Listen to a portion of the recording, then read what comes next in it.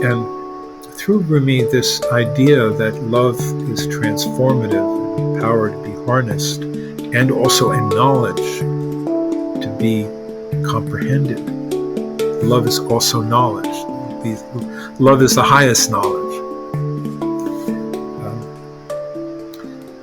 This is the purpose of our life. This is the Mysterion. This is the inner secret, which if we neglect, we will have neglected the most important possibility of human life. It's a secret, it's a Mysterion, yet it's infinitely close to us. And one way or another, this love is reaching out to us, but to consciously cooperate is a beautiful path. Welcome back to The Sounds of Sand. Today I'm in conversation with Kabir Helminski. Kabir is the co-director, along with his wife, Camille Helminski, of the Threshold Society, a nonprofit organization dedicated to sharing the knowledge and practice of Sufism. He is the author of Living Presence and the translator of 4 volumes of Rumi's poetry, including Love is a Stranger and Rumi, Daylight. And his new book, which we discuss on the podcast, is called The Mysterion, Rumi and the Secret of Becoming Fully Human. All today on The Sounds of Sand, presented by Science and Nonduality. Welcome to Science and Nonduality. What is non-duality? The universal forces. It's the collective consciousness. Being aware. Trauma is not the external event that happens. Trauma is the impact of that event, which is the disconnection from ourselves. That matter is energy, energy is matter. That's what EMC squared is about. There's a language without nouns. There is a language without subjugation. There's a language without objectifying. But if it's recorded, then there is a collapse. But if it's not, then it's the infinite potentiality. All right, Kabir, welcome to Sounds of Sand. It's an honor to be with you today. Thank you, Michael. Very happy to be here. Yeah. So there's so many places I feel like we could begin to talk about your new marvelous book, The Mysterion, Rumi, and the Secret to Becoming Fully Human. But as a way to sort of orient our listeners, would you mind giving us a little bit of your story and your journey with Sufism? I've been a searcher for consciousness since an early age. And when I was in university, I majored in world religions. And afterwards, for several years, my experience and my seeking was in traditions of the Far East. And eventually, after maybe 10 or 15 years, I came to Sufism and to the tradition of Rumi and some of its living representatives.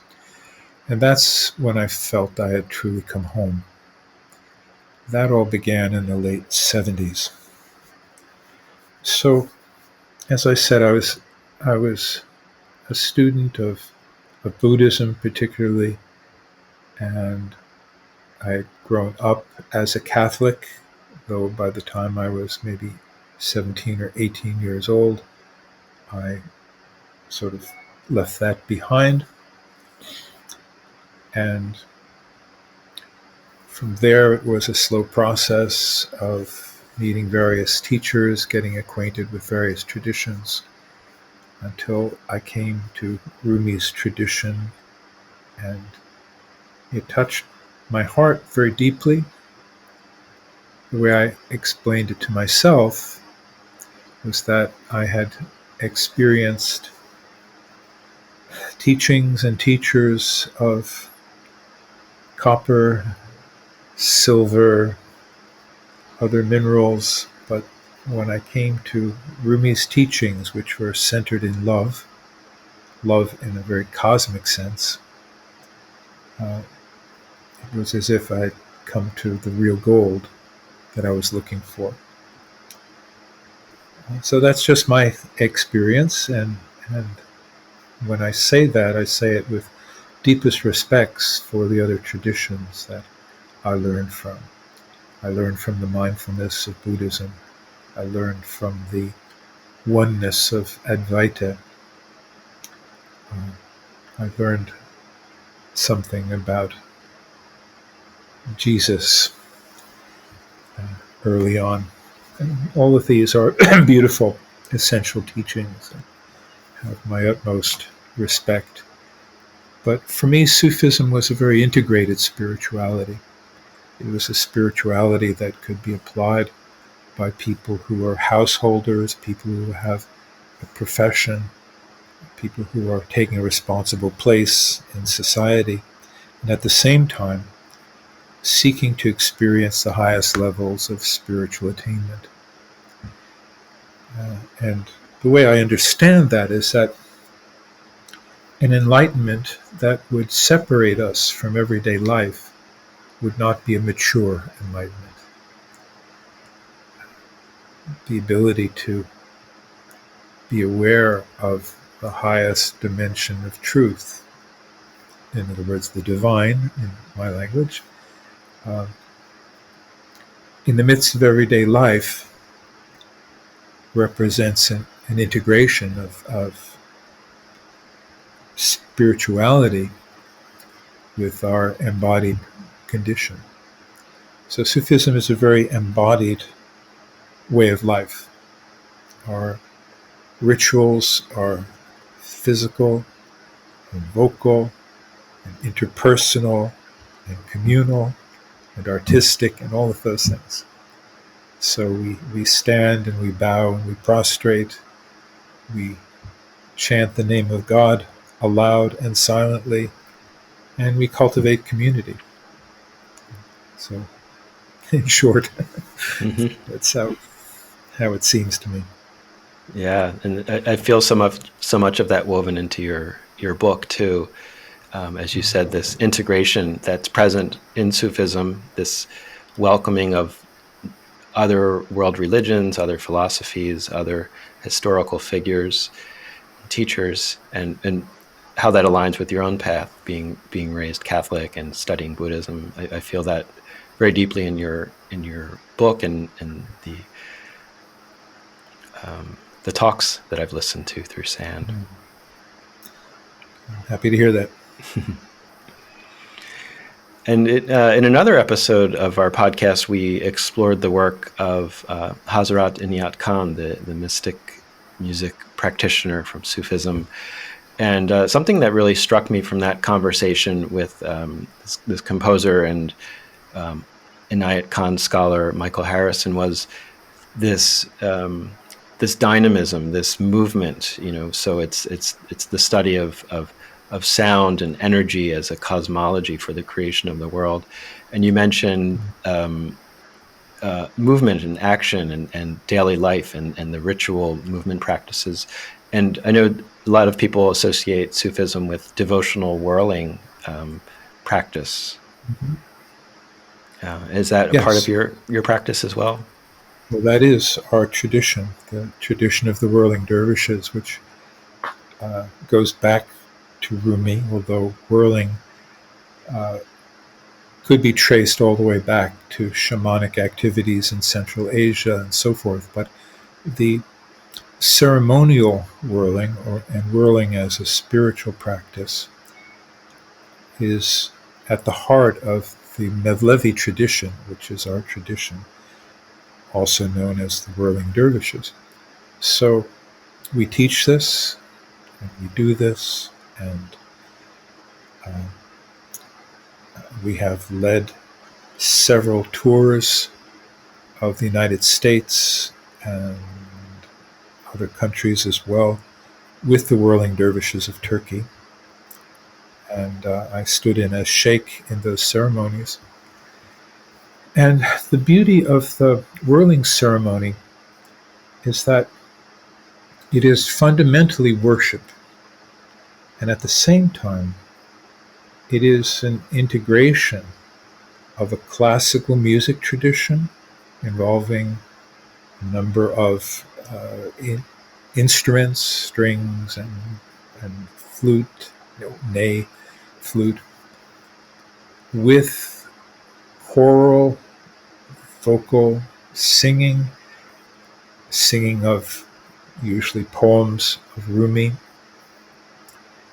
And it is a symbolic cosmology in, well, the symbolism of it would take the whole hour we have, so we won't go into that. But the dervishes are whirling, and the sheikh is standing on a red sheepskin, and the sheikh is holding the lineage's transmission, which goes back to Rumi and beyond Rumi to the prophets, including the Prophet Muhammad. So while the sheikh is holding that transmission, the dervishes are whirling around an internal axis. They are bringing all of their attention into the silence of their own being, because you can't have internal dialogues while you're whirling, otherwise you won't be able to whirl. So part of the training of the whirling dervish is to silence the mind and open into a hyper-awareness of your own movements. And there's a very particular form and many aspects to be maintained for it to be balanced and beautiful. And awareness of the margins between the other dervishes, and even a choreography, because you're not only whirling around your own axis, you're also, for parts of the ceremony, moving around the ceremonial space. And it has different movements, different parts, and in the end, it ends with the dervishes music stops and the dervishes are just whirling, and all you can hear, if you're close enough, is the swoosh of the robes and the feet on the floor. And suddenly a voice breaks in, and it is a recitation of the Quran. And the reciter might be reciting in Arabic, for instance. One of the most often used parts of the Quran says, "To God belongs the east and the west, and wheresoever you turn is the face of God." So it's as if the whole ceremony has led up to that moment of being able to hear the revelation,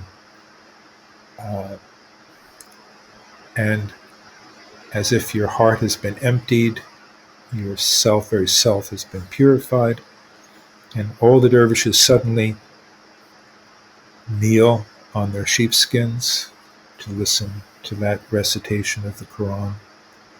So that's the ceremony that has been performed for about 7 centuries. And as I said, it is primarily worship, which means a conscious reverence for the divine. And at the same time, it's art, it's ceremony, it's a communal event. That's our tradition. And we do it in less formal ways as well when we gather. Sometimes it's very informal and we're singing Sufi ilahis, traditional songs, and reciting zikr, the names of God. And in such an informal situation, a dervish who is trained might just stand up spontaneously and begin to whirl in the midst of the gathering.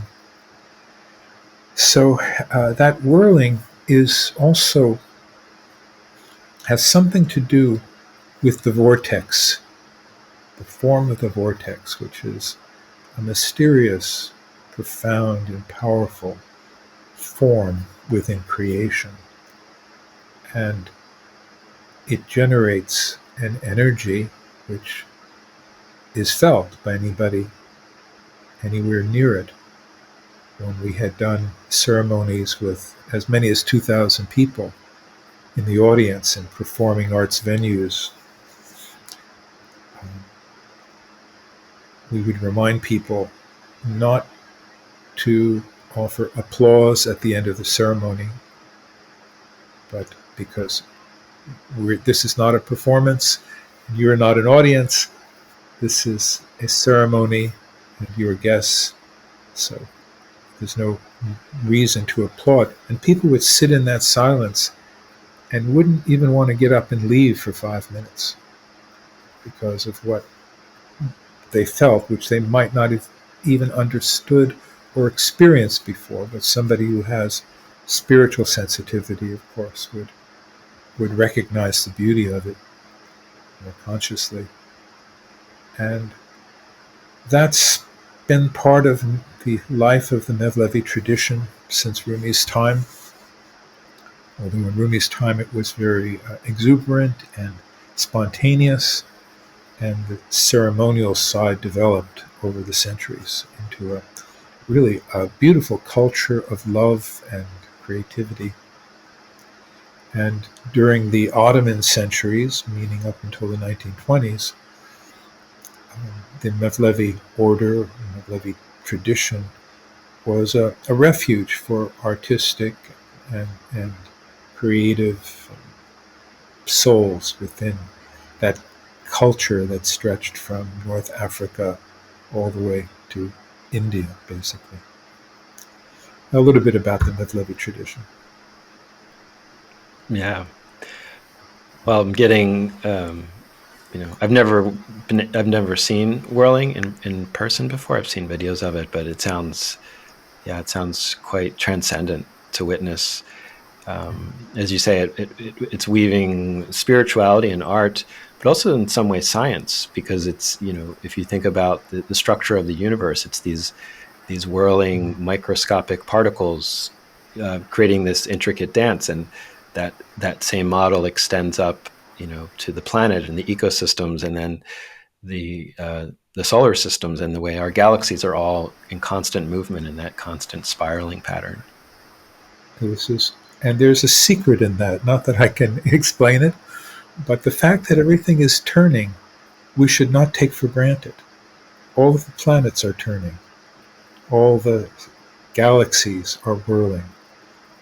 And at the macrocosmic and microcosmic levels, there's something going on. And it's as if, and some people would suggest, that this movement, this rotational movement, has something to do with manifestation, with bringing energies from what we might call the zero-point field into manifestation. And the human being is understood here as a transformer of subtle energies. This is one act of service that we're capable of, and that the world needs these finer energies. Human beings need to experience them in order to be enriched by that experience, and it's vibrational, and it's a qualitatively beautiful energy.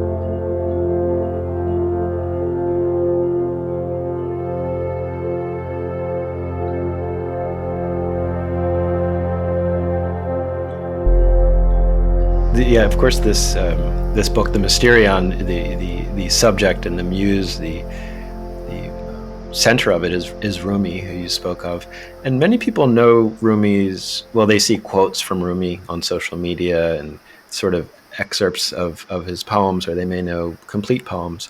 But in a shortened, capsulized version, who was he for you, and who was he in terms of Sufism? Rumi is not unique in Sufism or in the Islamic tradition. Sufism being the mystical heart of the Islamic tradition.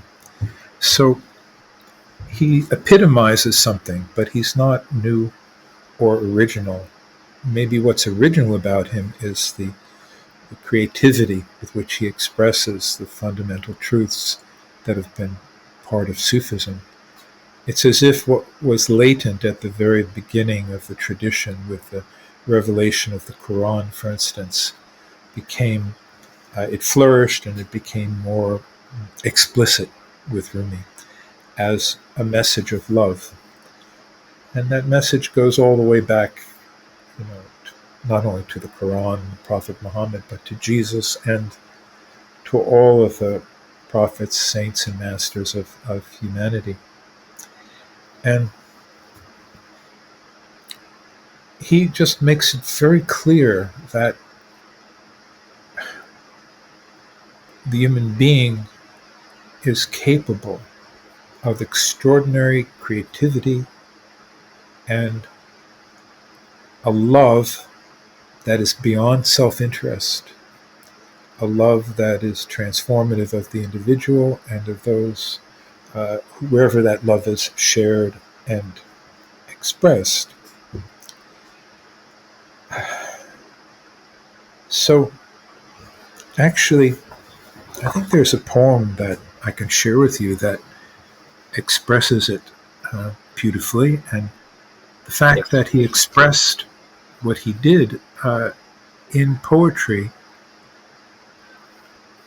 is part of its power, essential to its beauty. You could express these same truths in a more abstract and philosophical way, and some Sufis do that. But for Rumi, he used the language of the soul, and the language of the soul uses metaphor and imagery and story to express something that's beyond what the metaphor and imagery seems to represent. In other words, one definition of poetry is to say one thing and mean another, to really talk about spiritual realities, which are not concrete, but can be suggested through themes like human love and even sensuality. Poetry becomes a way of referring to the unseen world, or the spiritual world. When I say unseen, yes, the manifest seen world is also an expression of that same reality. But if we live with the belief that only the material world is real, we are cut off from the dimensions of meaning out of which even the material concrete world manifests and flows. So here's a short poem. I think it epitomizes Rumi. My religion is to live through love, a life created from my own small mind and self would be a disgrace.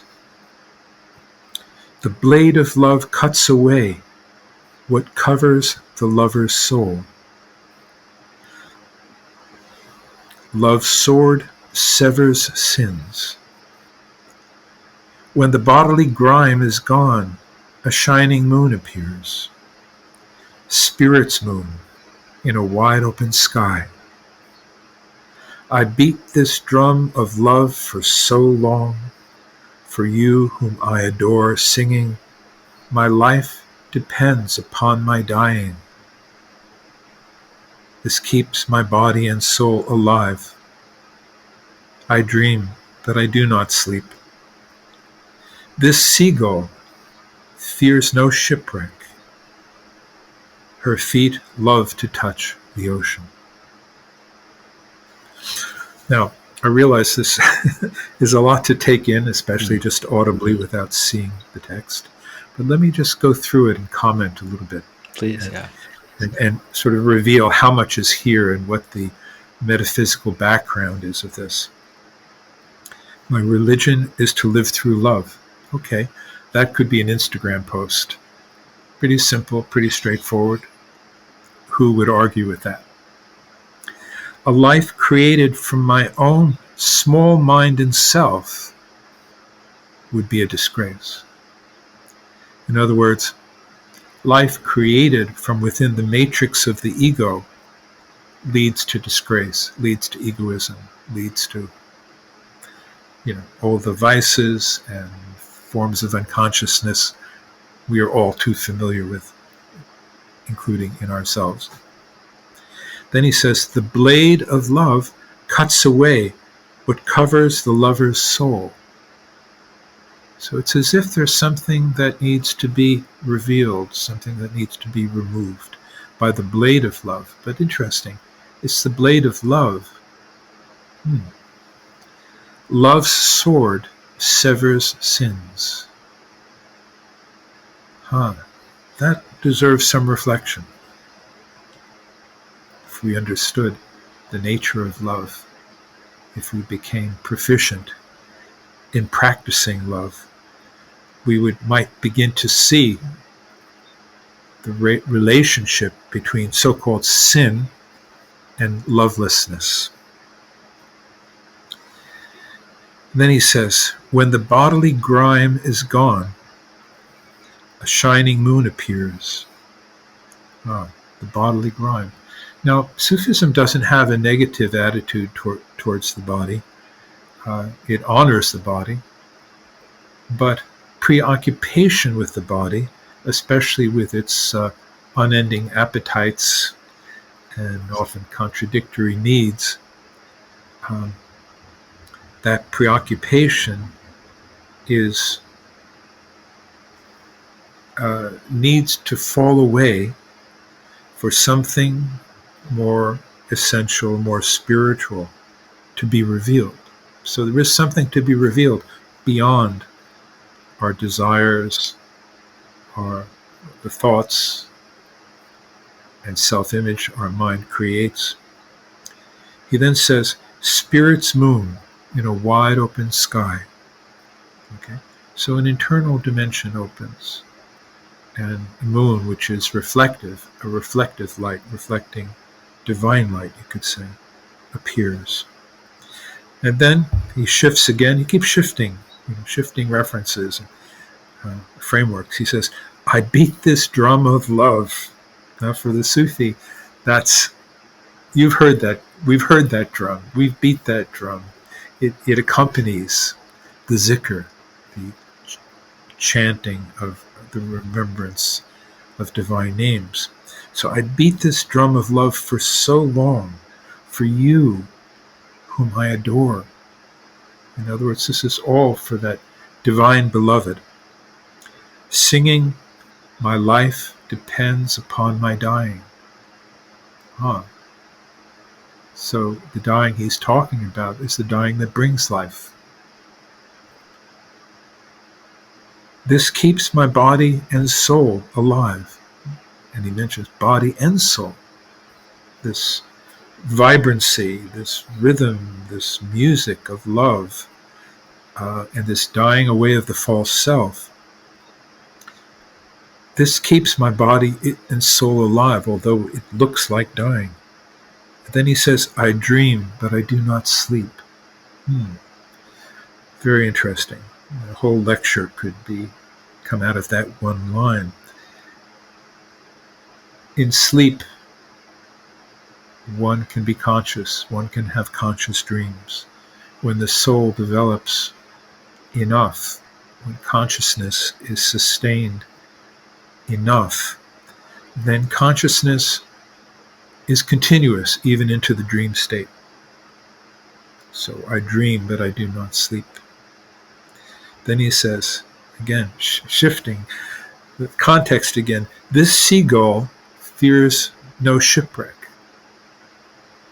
So this is a reference to other poems and things that Rumi has said of his own experience, that he is like a bird of the ocean. He's not a bird of the barnyard. And, the seagull longs for the ocean, is not afraid of the ocean, fears no shipwreck. Her feet, this seagull's feet, love to touch the ocean. And of course, the ocean is the ocean of divine being. It is the whole. It is the whole. It is the oneness. So there, in a few short lines, my religion is to live through love. It's about the limitations of the false self. It's about what love cuts away. It's about what needs to be shed in order for an inner light to appear. And it's also about the active, worship, the beating of that drum, that expression of the soul, that enlivens us and connects us with the divine and keeps our body and soul alive. And the reminder that we don't need to fear this ocean. It's our home. I'll just continue to say something quickly. Rumi has this incredible gift for talking about these universal truths, but always in memorable, unique ways, sometimes in ways that even a child could understand. And yet the concepts are profound and far-reaching. No, that's so true. Thank you for. Yeah, and well, two things came to mind. One is you were talking about the different shifting of symbols, from the sword to the seagull, all as a continuous metaphor, and it was very dreamlike. It's very surreal in the way it's presented. And another thing, which I know you mentioned a few times in your book, is the sort of holographic nature of these poems. That each stanza, each word, is a portal. And like you said, a whole lecture could be created just talking about the seagull's feet touching the infinite ocean of being. That's a journey you could go on. Yes. And so picking one of those holographic portals to talk about, I wonder if we could talk more about love, because that's a word. Obviously in English we have one word which means many different things for many different people. Even if we think about the love that we have for another person, that definition changes of how we're feeling in the moment. Sometimes it's romantic, sometimes it's sensual, sometimes it's caring, sometimes it's this sort of universal spiritual love. And you have a quote in your book, which I highlighted. One of the many highlights is, love loves to make itself known to us, and itself is capitalized as a divine love. So yeah, I was just wondering if you could speak more about this concept of love as it relates to Rumi and Sufism. Yes. Well, for Rumi and for all Sufis, I would say love is so much more than an emotion or a human state. It's the very nature of reality. So reality has two dimensions. Put very simply, one is the outer dimension of manifest life, the material world. The other dimension is the dimension of meaning and significance, which we know subjectively through our own experience.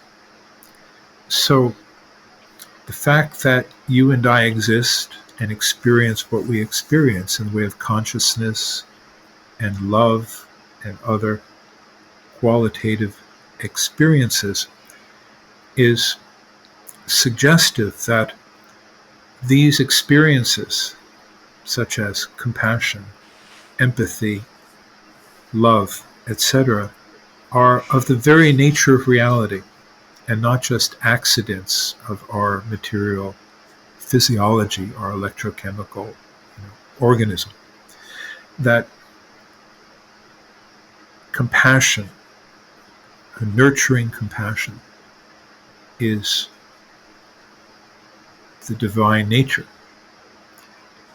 And this is the truth. This is the highest truth. And it's proven in our own experience, because if we ask any human being, any non-psychopathic human being at least, what is truly of value, we'll find that what is truly of value in all of life is not any material possessions or even any material circumstances, but our inner experience of love, family, friendship, beauty, creativity, and so forth. So love is the highest expression of meaning and the most transformative power in existence. So what Rumi is doing, and what he did in his life, was to use love as a transformative power, because he himself was transformed by it through his meeting with his friend and mentor Shamsi Tabriz. And through Rumi, this idea that love is transformative and a power to be harnessed, and also a knowledge to be comprehended. Love is also knowledge. Love is the highest knowledge. This is the purpose of our life. This is the Mysterion. This is the inner secret, which if we neglect, we will have neglected the most important possibility of human life. It's a secret, it's a Mysterion, yet it's infinitely close to us. And one way or another, this love is reaching out to us, but to consciously cooperate with it is a beautiful path, is realizing our human destiny. It's fulfilling the purpose of being human. So there is a purpose implied in this, that there's no greater knowledge, no greater experience than the experience of this love. So Rumi believed, to bring it down to earth, Rumi believed that every manifestation of love should be cultivated, should be nurtured, but with the understanding that every form of love is a stepping stone to other levels, other, stages of love. So even sensuality, love of the lovable, the love of beauty, including sexuality, this is all beautiful when it is love and not exploitation or perversion or whatever.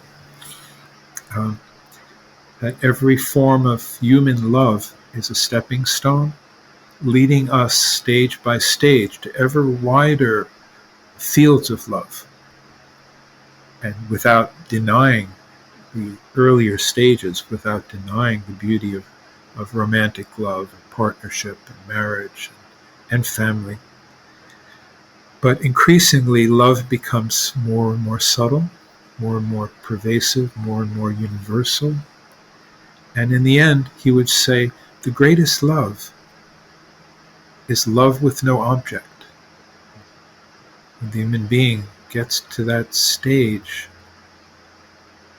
he or she has become love and simply radiates love. It's no longer a love that needs to possess. It's no longer a love that depends on only the objects of love, because the objects of love come and go. Loved ones die, or, as we know, sometimes love fails, or we fail to be responsible enough to nurture all of our loving relationships. So the objects of love come and go. But through spiritual realization, spiritual practice, the development of consciousness in harmony with love, we can reach a state where the human being has become that love through which he or she was created and is fulfilling the purpose of life, and therefore becomes just capable of radiating love into our environment. So I think in a nutshell, if that was a nutshell, maybe more than a nutshell, this is the journey, this is the heart of the matter, and everything can be viewed from this perspective. And the human heart itself is an organ for perception of this dimension of reality. So, purifying the heart of egoism, which would corrupt the heart and limit its perception, limit its embrace of life. This is also the journey. So, the science of the purification of the heart is part of the deal.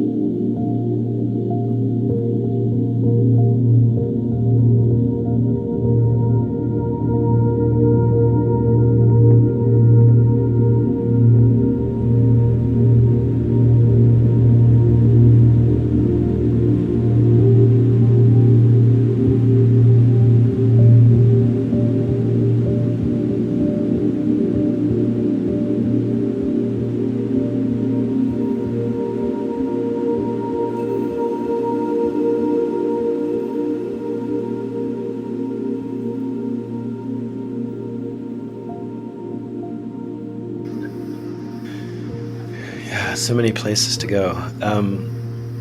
So when you speak about, well, when Rumi and you speak about this greatest love, so this universal love, the sort of source love of all other versions of love, it's almost like, it's almost like other manifestations, romantic love, sensual love, love of peanut butter, whatever it is, are modulations. They're sort of frequency modulations of that pure source. And another way we think about love, or another manifestation of love, is attention, right? Attention and awareness and presence, which you speak about in your book. Yes. Yeah. Right. So, attention is a really fundamental human attribute, and spirituality can be viewed as the training of our attention, and morality can be understood as knowing where and how to direct our attention. And for most people, for most of us, much of the time, we're not in control of our attention. Our attention goes out to whatever is loudest in the environment, whatever draws our attention. And there are industries that exist only to steal our attention and command our attention. So to learn to bring attention under our own, the direction of our will and our love, is one essential way of looking at spiritual training, and learning to keep our intention, learning to have a spiritual intention in our lives. In other words, being conscious of a spiritual compass within ourselves is so important. So this book, The Mysterion, also addresses this. Mysterion is that secret within the human being, which, if we neglect, the very purpose of our life will be incomplete. And yet, if we could live with conscious awareness that at the heart of our human being is this portal to the divine, and the divine is always longing itself to direct us, guide us, nurture us, strengthen us. That's the Mysterion, that's the portal to be opened. That is what will give us a truly rich life, a life that will not be wasted, a life that will be of value not only to ourselves but to others. So, attention is a key factor. And in any spiritual tradition, you'll find many examples of how attention is trained. And on the one hand, you can train it through hours and hours of sitting meditation, and that's beautiful, important to experience. But then, how does that carry over into our everyday life? How do we live with presence? And by presence, I mean something very specific, and I wrote another book called Living Presence. Let me define how we understand presence, because it is it's a slippery, beautiful but slippery term. Imagine a comprehensive state of awareness, though rarely experienced, a comprehensive state of awareness that can encompass our thinking, our emotions, our behavior, our sense impressions, can encompass and hold all of those in a single field of awareness. Unlike our ordinary state, where some of us are just living in our thoughts, living in our heads, and some people are just in their emotions and maybe agitated by their emotions, and others are completely preoccupied with their bodies. Am I well fed? Am I, satisfied? Am I too hot, too cold? Imagine a comprehensive state of awareness that can encompass all of that. It's more than, I would say, more than mindfulness, although if this is what one means by mindfulness, bravo. This is how we understand presence. Presence is the beginning of that conscious relationship with the infinite, with the divine, with the realm of oneness. And when we're in a state of presence, we are more available to let's call it the universal intelligence, which is another synonym for the divine, because this total oneness, this reality, is profoundly intelligent at the same time that it's profoundly loving. So when we're not in a state of presence, when we're just in our thoughts or feelings, or just in our bodies, in the lower sense of being in our bodies, yes, that divine may reach us occasionally. It may break through all of those layers of conditioning and preoccupation and illusion and negativity, etc. Yes, the divine can break through that. But if we could live in the state of more continual presence, open-hearted, openly aware, our attention not coerced, not controlled, but a free attention, an attention that's able to listen within, able to also be aware outwardly, then the world of meaning can enter into us. And when I say the world of meaning, I don't mean just any meaning. I don't mean all meanings, but the meaning that is most beautiful and essential, the guidance that comes from that universal intelligence. And when we move beyond the matrix of egoism, we get out of that prison, we step out of that prison into presence, then we're in an open field where a greater intelligence and love can reach us, guide us, and we can cooperate with it and enjoy it and share it.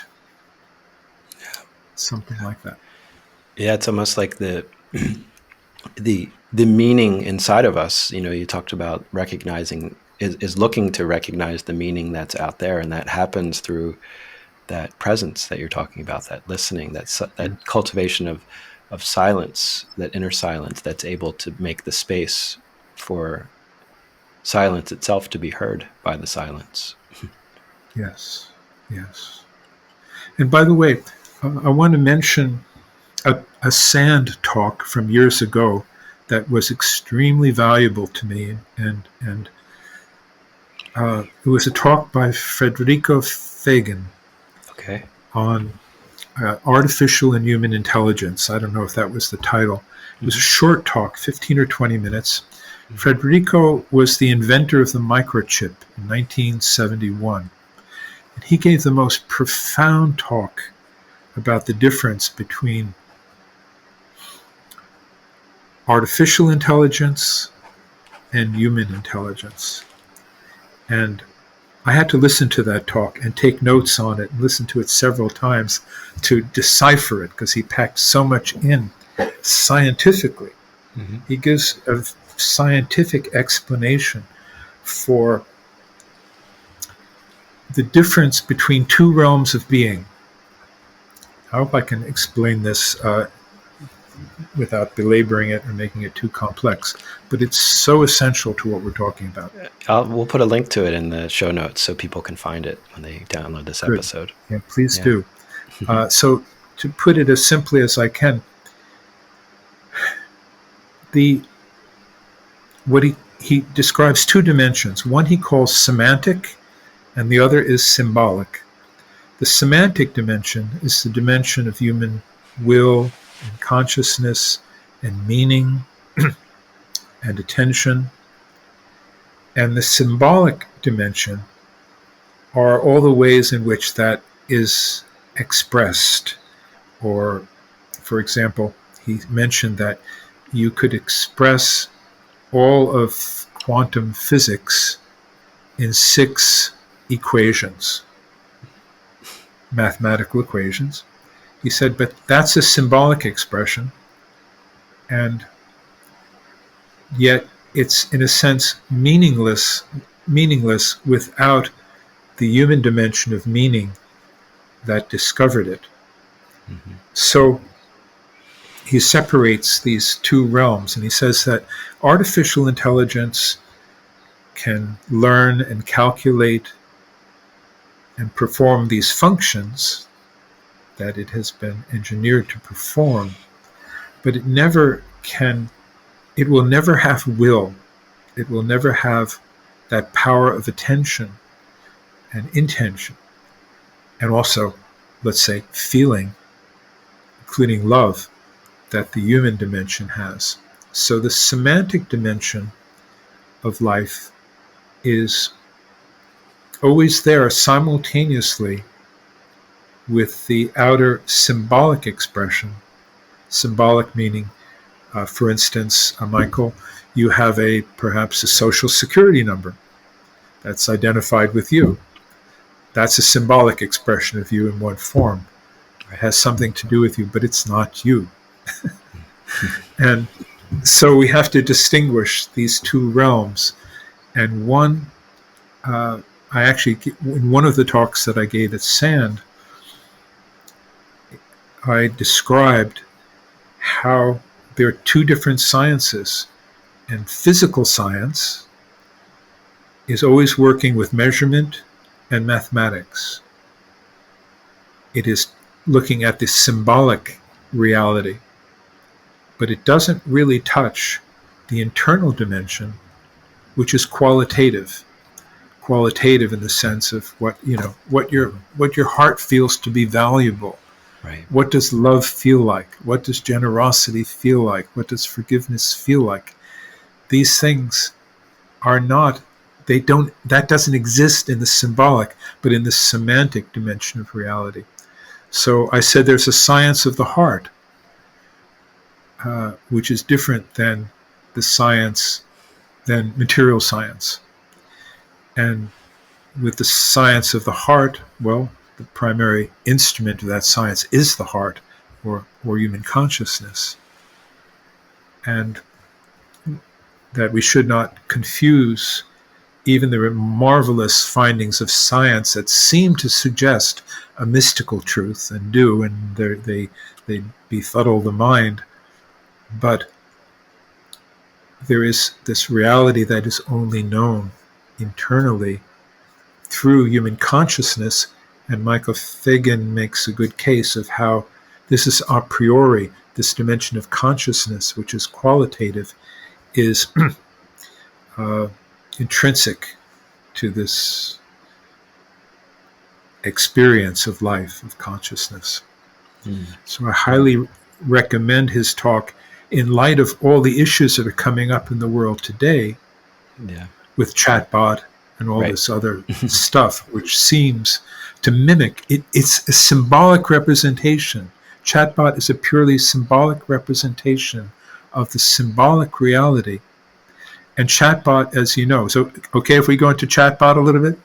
I was gonna ask about that actually, because I feel like chatbot, if you can look at a bright side of it, perhaps if we offload some more of this semantic workload of our brains, it'll make some space for us to experience more of the meaning and being and the qualitative underlying essence of interacting with one another.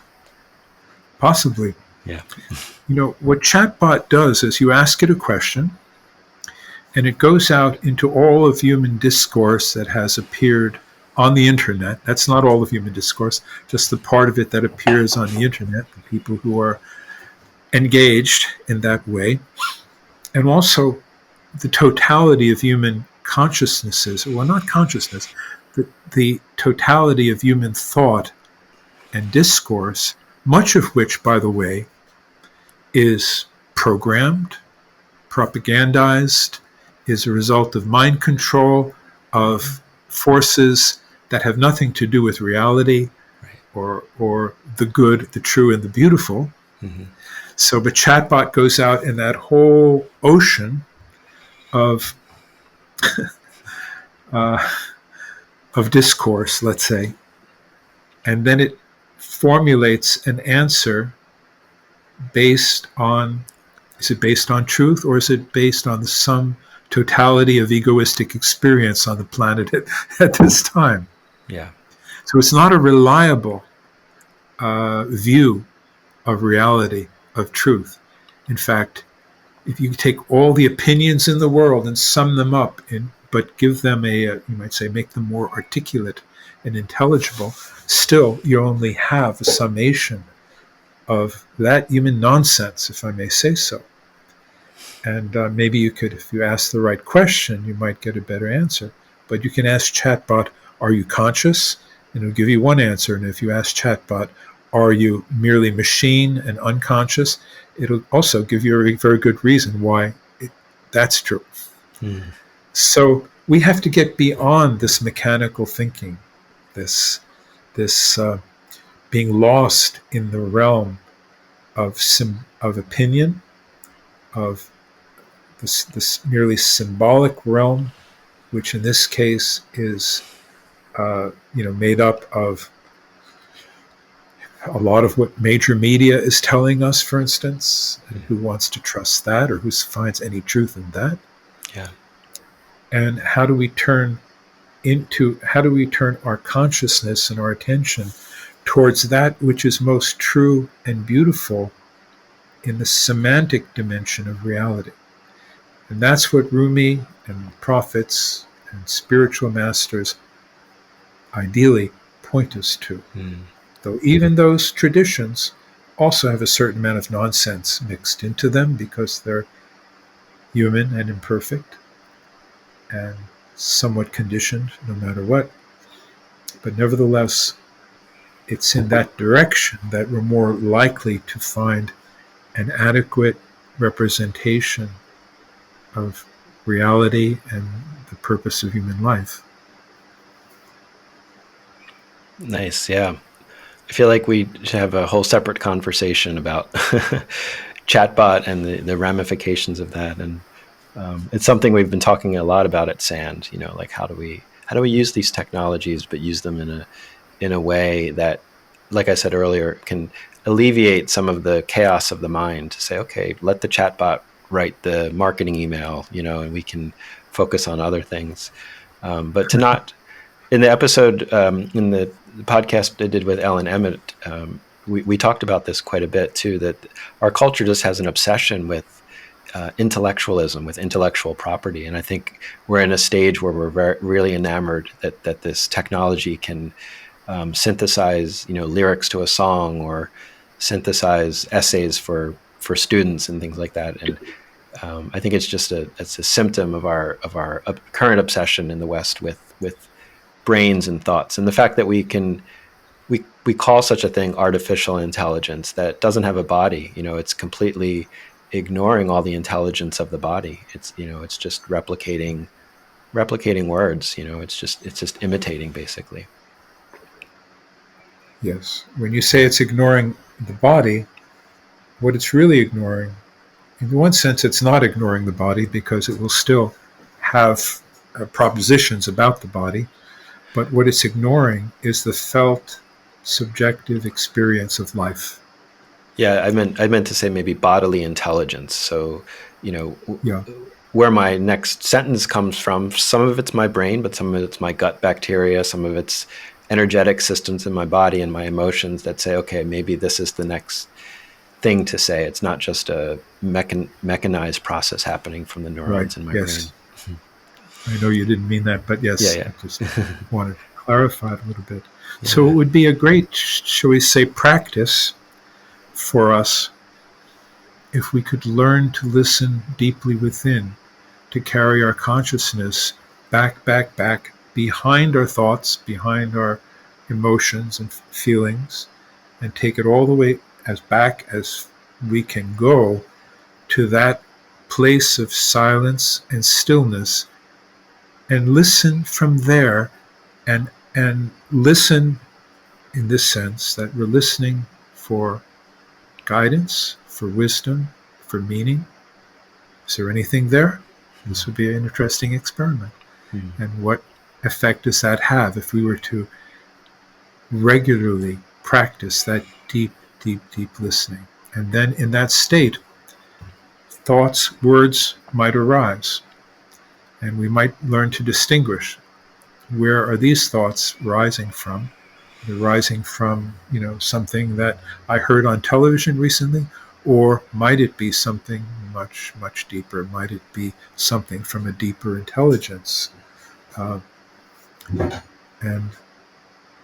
I think this is what meditation could be, and contemplation maybe is a better word for it, and that we need that deeper guidance.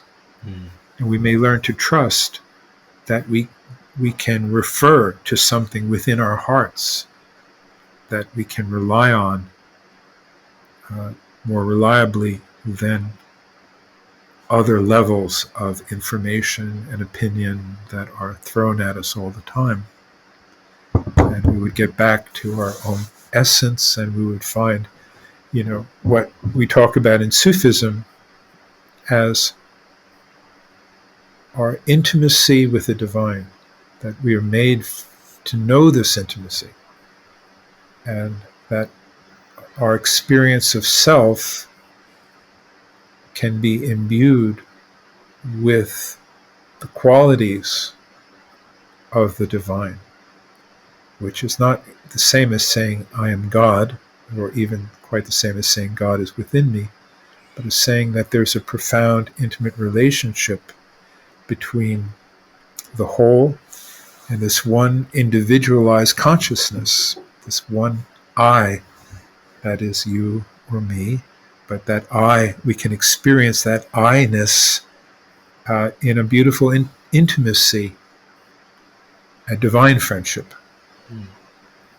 and that we can learn to rely and trust this relationship. This is what we would call faith.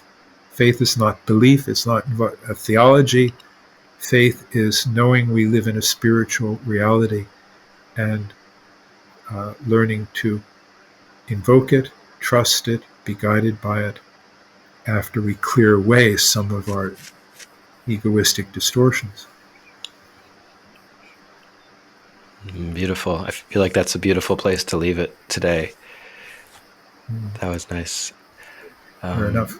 Yeah. So the new book, Mysterion, will be out once this episode is out, and I highly recommend it. It's a beautiful journey through the poetry of Rumi and the philosophies of Sufism, and it's also very accessible. I feel it's very pertinent to our times. Some of it feels like it could have been written, hundreds of years ago, because it has this timeless wisdom about it, but it also has very important messages about our current state of affairs. So, I'm excited to see how it's received by the world. And anything else coming up that you'd like to share about? Any kind of retreats or online or in-person offerings? Thank you for asking, Michael. You can find our work at Sufism.org, SUFISM.org. And so I would refer you there.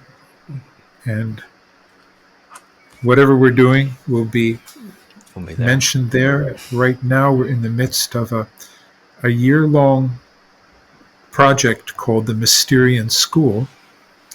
We're in our second or third month of that school, and it goes for a year. It's still possible to join in and participate in that. It's once a month live session, and with some discussion sessions happening in between those. And it's also, the materials will all be archived, and you'll find reference to that at Sufism.org. And our other activities and retreats that will come up primarily in England in the summer, and probably in California in the fall. So thank you for hosting and for inviting me to participate in this. I'm very happy to reconnect with Sand. And thank you. And thank you for listening to The Sounds of Sand.